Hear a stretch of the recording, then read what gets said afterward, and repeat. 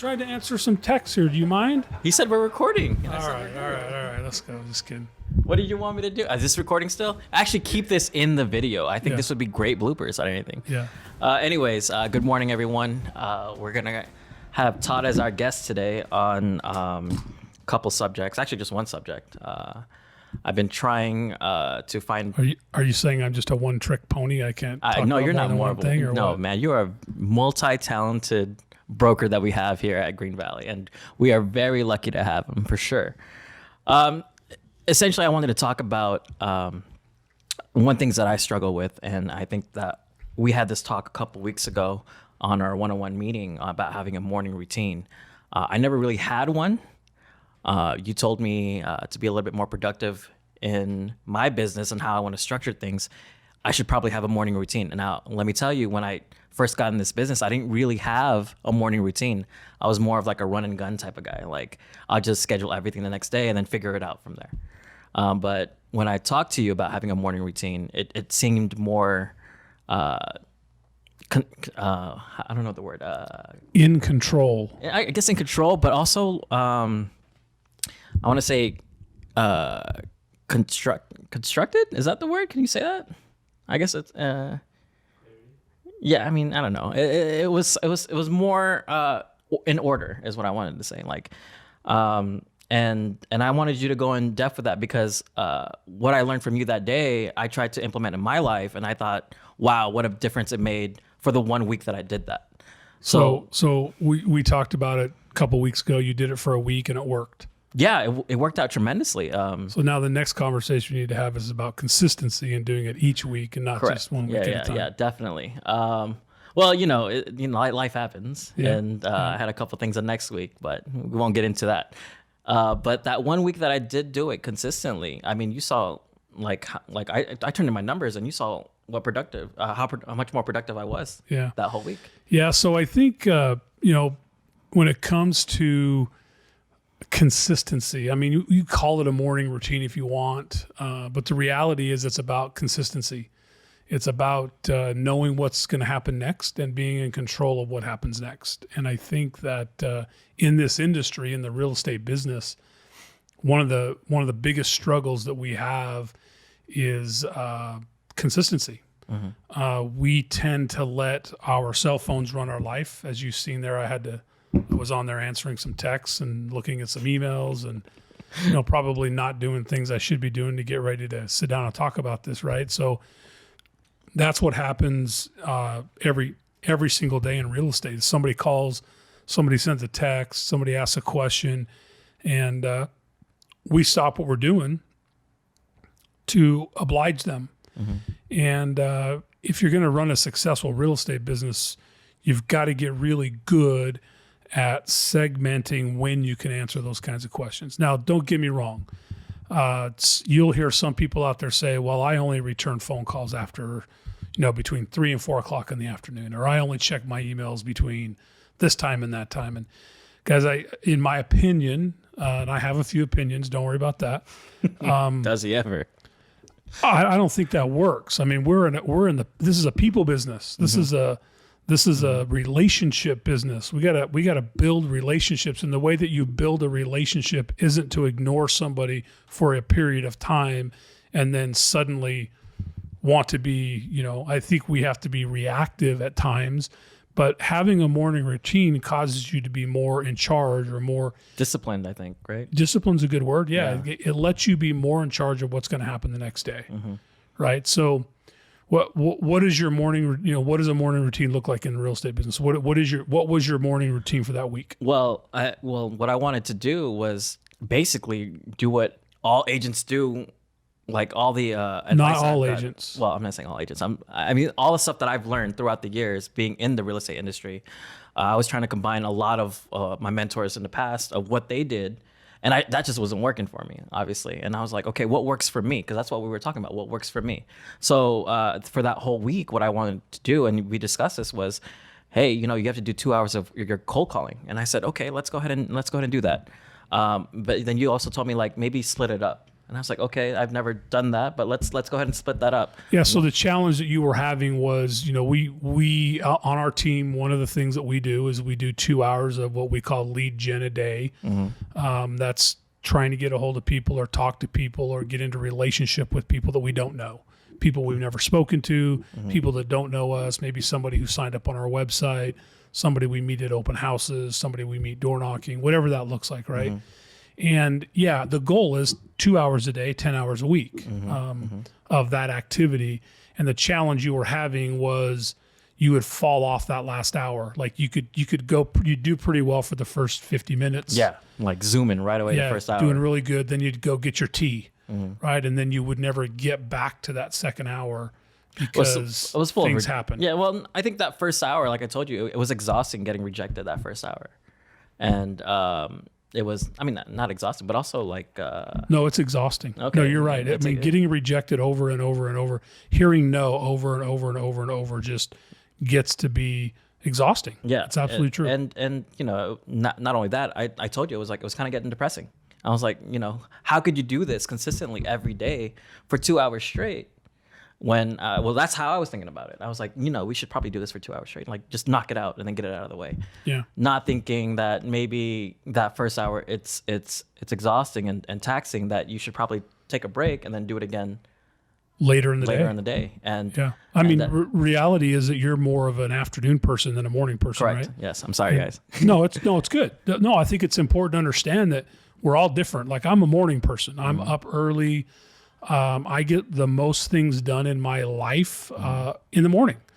And when it comes to the afternoon, if you look at my calendar, I don't really schedule anything in the afternoons. I don't like to be pinned down in the afternoons. I like my afternoons to be pretty free flowing. And I take care of things in the afternoon that happen in the morning, things that, but I don't like to be tied down in the afternoon.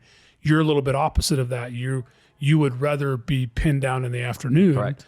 Working at 3, 4, 5 o'clock in the afternoon, where for me, man, 3 o'clock rolls around and I'm out. Yeah. I'm checked out. Yeah. That's the truth. I mean, I'm probably pretty useless from 3 to 6 because mentally exhausted. I've dealt with what I've dealt with through the day. And so I think the first thing about learning your morning routine or any routine in that matter is knowing who you are and what works for you and what doesn't work for you. And you can't do, like you mentioned that you were trying to put together pieces and bits from each mentor that you've ever had, people that you look up into in the business, people that you recognize as productive and successful.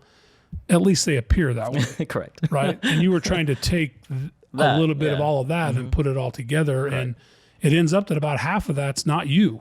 No, that's for sure. It was definitely a difficult way to piece things together. And I feel like it was just not productive for me, like we were talking about. It wasn't very productive or conducive to me to do what you were resistant to it. Correct. Right? I mean, just that second hour of lead gen didn't happen because it was tough. You were done. Yeah. You just didn't want to do it. Yeah. So a couple things on that. Number one is you can learn how to formulate your questions and how to talk to people in ways to get them to say yes. Because for some people, the word no is detrimental. Yeah. I was coaching with an agent the other day, and we were talking about him doing some cold calling people that he didn't know. He said, "I can't do it." And I'm like, "Why? What about it can't you do?" And he goes, "Well, if somebody hangs up on me, it ruins my entire week. Like, it doesn't just ruin my day. A week, wow. It ruins my entire week. I can't function when somebody hangs up on me because I personally would never do that to somebody else." Yeah. No. And so, okay, we got to figure out how to get over that hurdle and combat because not doing it just because somebody might hang up on you doesn't help your business grow. That's just an excuse not to grow. So yeah, I think it's important to know who you are, to know what your challenges are personally. And by the way, you learn those things through coaching. Like, I don't know much about myself. You want to know something about me? Go talk to my wife. Like, she'll tell you the truth. Like, I'll tell you what I think, but she knows what's really going on. Yeah. Right? I mean, go talk to Julie out there who helps run my team. I mean, the other day she made a comment about somebody doing something and she said, "Oh, don't worry, Todd will just keep texting." And I was like, do I do that a lot? Like, am I like ignore people and just do what I do and not really pay? Do I do that? Sometimes. I mean, yeah, but that's tough. It's good to know. I'm not offended by that. Just so, I'm not offended. I'm not saying I'm going to change my ways.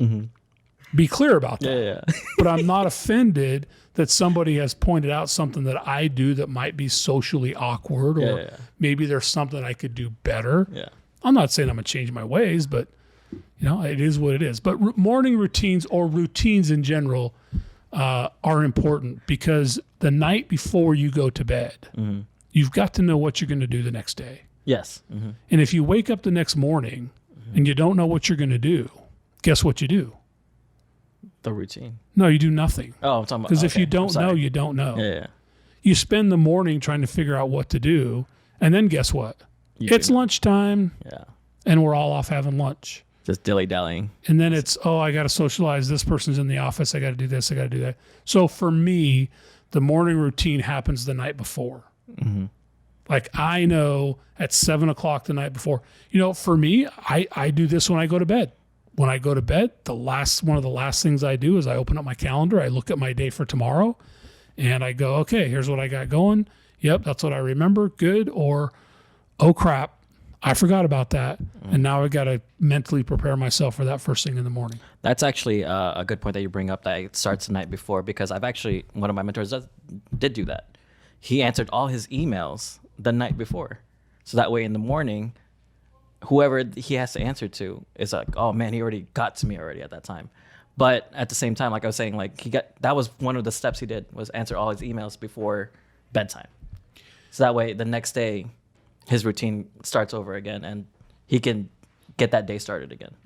Yeah, so it's a good method. Again, I'm not a believer in ignoring emails or texts or communications. I don't think that's a good way to run a business. But what I will tell you is going to bed with an empty inbox feels good, is valuable. Yeah. Like, you go to bed knowing that every email that you should have attended to is dealt with. And now let me be clear, it's the ones that you should have dealt with. There are always going to be emails in your inbox or things that you can't do anything about till the next day. Correct. And so there's really no reason to worry about those. But there's always those ones where if I just answered this real quick, it'd be off my plate in the morning. If I answer this real quick, it'll be off my plate in the morning. And so, yeah, I think that's valuable, and that's a good idea. But again, don't ignore them all day long just to do them at the end of the day. Yeah, of course not. But what I wanted to let everybody know, or like get the people to know, is your morning routine when you were working with your family. Could you describe what that was? So that way when I was in the car business. Yes. So my father owned an automotive repair shop here in town, opened it up in 1972, and I worked there until I was 31-ish or so. So I don't know what year that was. Anyway. By the way, I'm 31 now. But it was interesting. My father did teach me this. This was our routine. One of the routines was you weren't late for work. And of course, my goal always was to be quote unquote the owner of that business, or at least the person who ran the business made the day-to-day decisions, right? So conversation my dad and I would have would be around, you have to be a company man. And company men don't show up at 8 o'clock when work starts at 8. They're there at 7:45. And you get yourself ready and you're working at 8 o'clock and you're not. So yeah, he taught me that. And another thing that he taught me was you don't miss work. Like we go to work. We go to work every day. We get up, we go to work, we do our job. We make things happen for people, and we provide great customer service. He was really, for those people who know me, I'm big, fairly rough, right? I'm a kind of a gruff people. I had someone post on Facebook the other day that they're still afraid of me. That's true. I don't even know what that means, but shout out to Gio. Yeah. Nice to see you, Gio. Come by. So my father's a lot the same, right? We're kind of introverts. But what he did teach me was that customer service was key. It was number one. It Yes, was, I agree. you stop what you're doing. Don't matter how busy you are. If somebody needs something, we take care of that. And that's carried on with me through my life. Well, the other thing that we knew when we got to work at 8 o'clock was that we were going to lunch at 11:30. Yes, this is the good part right here. Every single day, 11:30, we were going to lunch. My grandparents would drive down from their house. They would pick us up. By the way, it was my father and I. My brother worked there. I had several cousins that worked there. It was kind of a family business kind of thing. And they'd come at 11:30. Grandpa would pull up in his Jeep Grand Wagoneer. Back then, it was a wood panel side Jeep Grand Wagoneer. You know, something you'd expect a grandpa Does the to be window roll driving. down? You have to roll. No. This was what? they were electric. This was They were electric This was already. the Grand Wagoneer. This was the finest Jeep okay, out wow, there. okay. 4-door. We'd pile inside that thing. My dad drove a big 4-door dually back then, and we'd pile into that. And at 11:30, we were going to lunch. He was shutting down the business. There was going to be nobody there, and we were going to go have lunch every single day. Literally from the time I was old enough to go to work there in the summers when I was in middle school and high school. I worked there after school and in the summers. Lunchtime was at 11:30. We'd go to lunch at 11:30. And we needed that time to be able to provide great customer service in the afternoon. One thing he was really clear about was that you can't be on your game for a full 8 hours. You need a break. And so we would take that hour lunch every day. And so when I got away from that business, ironically, we carried on that tradition. Even when I started in the real estate industry, I would still meet them every day at 11:30 for lunch. And it's a part of my daily routine even today. Very true. You guys will see me walk out there. You can look at the clock. It's almost always 11:30, right? Like right now, I'm starting to go, I feel like it's about time to go to lunch. I'm not really sure exactly what time it 11:20, is. guys. 11:20. So 11:30 rolls around. I need to go to lunch. And guys, going to lunch for me isn't about eating as much as it's about just getting away. Yeah. Like get away from the office, get away from the routine, get away from everything. And so we worked hard in the morning. We took a little break in the middle of the day, and then we could finish out the rest of the day. And that's kind of how my morning routine's always been in real estate, is I did the important stuff in the morning. At work, when we had big job, or at the shop, we had big jobs. We had important things that had to get done. It was the first thing we would do in the morning. We wouldn't leave it till the afternoon. And then we could kind of, sorry, Dad, kind of cruise in the afternoon, hang out, sleep underneath a car, sit on a creeper, whatever we had to do to kind of get through the rest of the day. But yeah, the morning was always game on. So yeah, essentially all I wanted to share with the people was how important it is to not only just to have a morning routine, just to have any kind of routine. It has to stick with it, with that discipline, right? And that's what I lacked in, and Todd was very gracious enough to tell me that's what you lack in for. Yeah, I tend to be honest. Sorry about that. Really honest, whether you want to hear it or not, he was going to tell you. Yeah, sorry. Which I was Sorry, grateful. not sorry, by the way. I was very grateful for that, because I took that, what he had to say, and I took it, with a grain of salt, and I was like, maybe he's right, And then the next week, I literally just went all in. I was like, Todd's been in this business for this long now, X amount of time, and I just, you can appreciate that from someone, and he wouldn't be in this business this long if it wasn't, it works for me. Yeah, it works for him. But I'm just saying, in a sense, he wouldn't be in this business this long if it didn't work.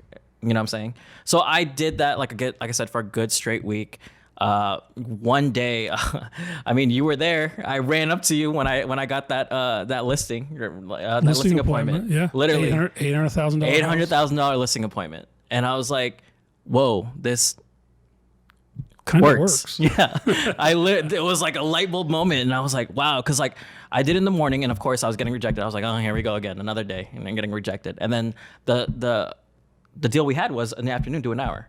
So the first, I think 15 minutes, within the first 15 minutes, I got that answer from Miss Susan. I won't say the last name, but Miss Susan answered the phone. She was very nice, and she said, "Yeah, come on over Saturday." And I did that listing appointment, and that catapulted me so much further. And I want to say, in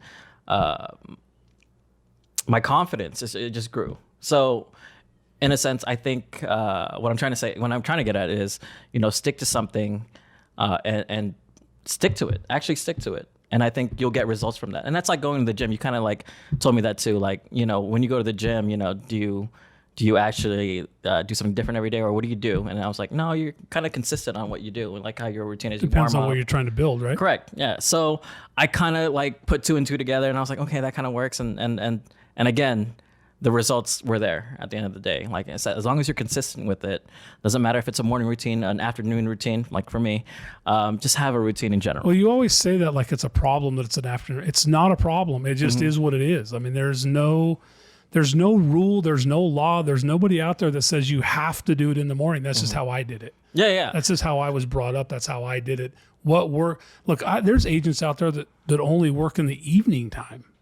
That's true. I don't get it. Yeah. That blows my mind. Lorenzo. That's my family Lorenzo time, in right? here. Yeah, Lorenzo rolls in here at 4:00 and he's just getting to work. And I'm I've like, come in here like at 9 o'clock in the at world? night, and I see him, and he's like, "Oh man, I just got here, man." I'm like, and he's killing it. Yes. Right? Because it works for him. yes, Right. It works for him. So I mean, like I said, I just had to instill that, and I think again, we want to share that with the people. Like, if you have any kind of just routine in general, I think. And if you stick with it, you'll get the results you want. Yeah. And I think that's something that I wanted to make sure that we share with everyone. Cool. And yeah. So listen, we're gonna talk more on this podcast about some self-improvement things and some coaching stuff, and so I'm pretty excited to kind of talk about that. And it'll always be real life experiences. It's not going to be theory. It's going to be things that have happened, and that's kind of one thing about this podcast is it's going to be real. Not going to talk about what ifs and how about that and what if we did this. It's going to be things that are happening. Yeah. We did one not just a few minutes ago about solar panels and what those nightmares can be like. And so Can only imagine. yeah. So some of it's good, some of it's bad, right? Yeah. Just kind of depends on perspective. So Yes. hey, I appreciate you coming on. Thank you. We'll do some more stuff here in the near future. Thank Appreciate you, man. Okay, see you.